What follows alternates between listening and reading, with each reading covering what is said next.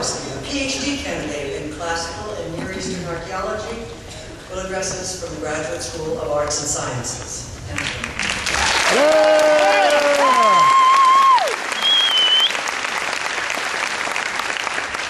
Good afternoon, graduates, faculty, parents, and friends. As the speaker for the Graduate School of Arts and Sciences, I wanted to share a little bit about my experience as a graduate student here at Bryn. I wanted to share what this college has given to me, how it's changed me, and how I feel as I leave the program that has been my home for the better part of my 20s.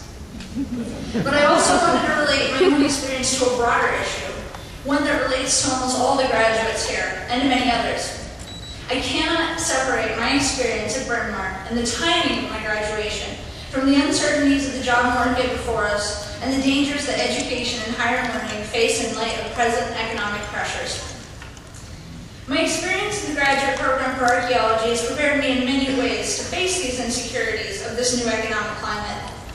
Bryn has given each one of us so much more than an academic education, but one in character and passion as we ready to find our place in the working world.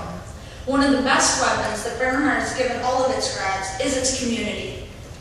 I was surprised to discover the strong web of support that slowly built up around me, and from the day that I first came to Bryn I found that fellow students in my department and across the graduate school would become my closest friends and my rocks of support through all the hurdles that we had to cross together. I also found that faculty in my department, the deans, staff members, and many others took an interest not just in my academic growth, but in my personal well-being.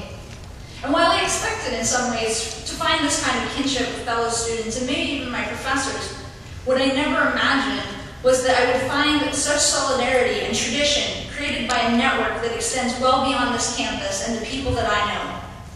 It was not until I studied in Greece for 2 years that I really came to understand the affectionate phrase, which I'm sure you've all heard thrown around, the Bryn Mafia. I discovered that there was more than camaraderie for those who shared the Bryn name. There was a care taken to watch out for those who came from this school, and for me, there was a tradition of archaeologists who had graduated from my program. When I arrived in Athens and I was searching for a dissertation topic, the scholar who initially took interest in me and eventually sat on my PhD committee did so because she too had studied archaeology at Bryn. I had to earn her respect, but I got the chance to do so because of where I had come from. I bring up the Mafia here to let the graduating class know that they have a network and resources of individuals at their disposal and that they should use this network for good. Struggling for the perfect job or to get into the ideal graduate school grows more difficult every day, as I'm sure many of you realize.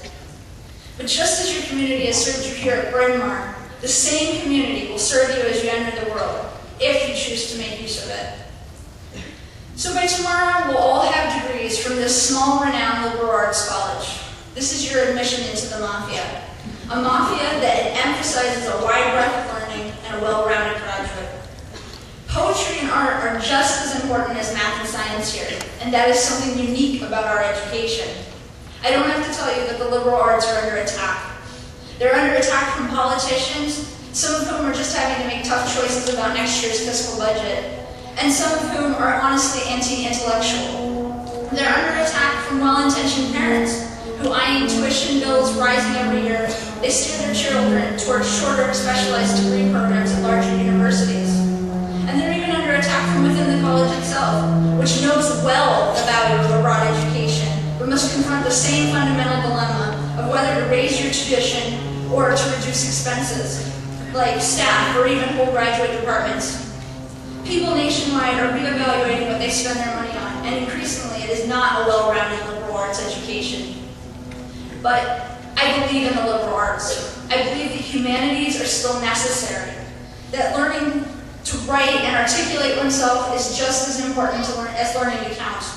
In fact, I've devoted 10 years of my life to the humanities, and having spent my final year here at Bryn looking for an academic job that has yet to materialize, I can tell you that it's not an easy path, but I believe it is the right one. And by the way, if anyone is looking to hire a professor of classical archaeology, see me immediately after this meeting.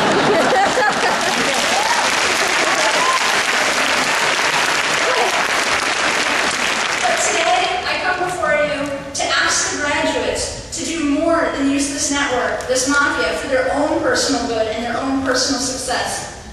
I am asking them to use these resources to stand up for the types of institutions and programs that support higher education, to stand up for education in general. I hope one day that you get a chance to impress someone with your knowledge of Keats, or French medieval literature, or something obscure that Bryn exposed you to.